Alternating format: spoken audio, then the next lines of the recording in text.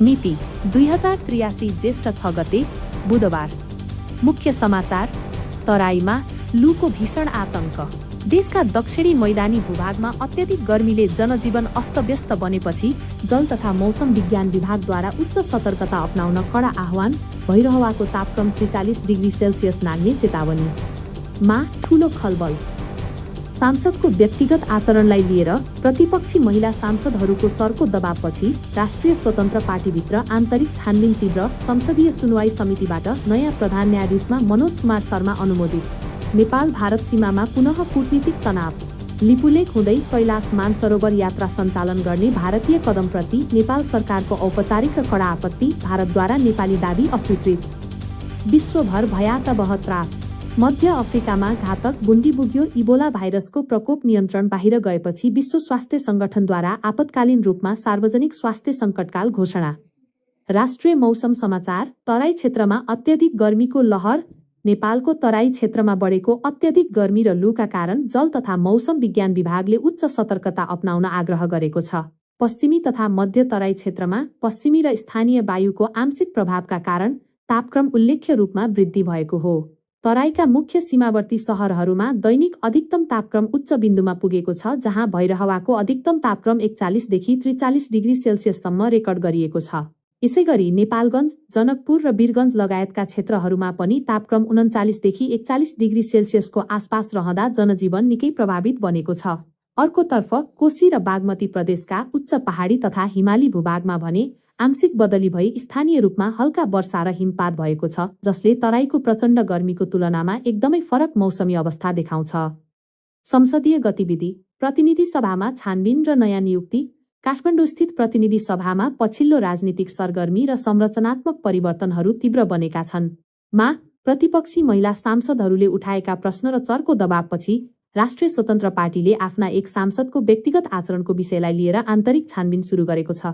यसैबीच सांसद बोध नारायण श्रेष्ठको सभापतित्वमा बसेको संसदीय सुनवाई समितिले मनोज कुमार शर्मालाई प्रधान न्यायाधीशमा नियुक्तिका लागि सर्वसम्मत रूपमा अनुमोदन गरेको छ।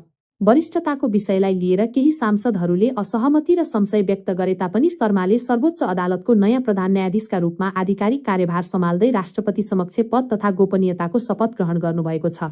नेपाल भारत सीमा मामिला। लिपुलेक मार्ग र मानसरोवर यात्रामा विवाद। नेपाल र भारतबीचको सिमानामा पर्ने लिपुलेक क्षेत्रलाई लिएर दुई देशबीच पुनः कूटनीतिक तनाव बढेको छ। सन् 2026 कोलम्बो कैलाश मानसरोवर यात्राका लागि भारत र चीनले लिपुलेक मार्ग सञ्चालन गर्ने तयारी गरेपछि नेपाल सरकारले औपचारिक रूपमा आपत्ति जनाएको हो। नेपालको परराष्ट्र मन्त्रालयले सन् 1816 कोलम्बो सुगौली सन्धि अनुसार लिम्पियाधुरा, कालापानी र लिपुलेक नेपालको अभिन्न भूभाग रहेको भन्दै आफ्नो भूमिमा सहमति बिना गरिने कुनै पनि गतिविधि मान्य नहुने स्पष्ट पारेको छ। अर्कोतर्फ भारतले भने सन् 1954 देखि नै यो मार्ग ऐतिहासिक रूपमा तीर्थयात्रीहरूले प्रयोग गर्दै आएको दाबी गर्दै नेपालको विरोधलाई अस्वीकार गरेको छ र सीमा विवाद कूटनीतिक संवादबाट सुल्झाउन तयार रहेको बताएको छ। यसैबीच सीमा क्षेत्रमा भारतीय पर्यटकहरूमाथि नयाँ यात्रा प्रतिबन्ध लगाइएको भन्ने हल्लालाई नेपाल पर्यटन बोर्डले पूर्ण रूपमा कपोलकल्पित र भ्रामक भन्दै खण्डन गरेको छ। अन्तर्राष्ट्रिय स्वास्थ्य अपडेट। इबोला प्रकोपका कारण विश्व स्वास्थ्य संगठनद्वारा सङ्कटकाल घोषणा।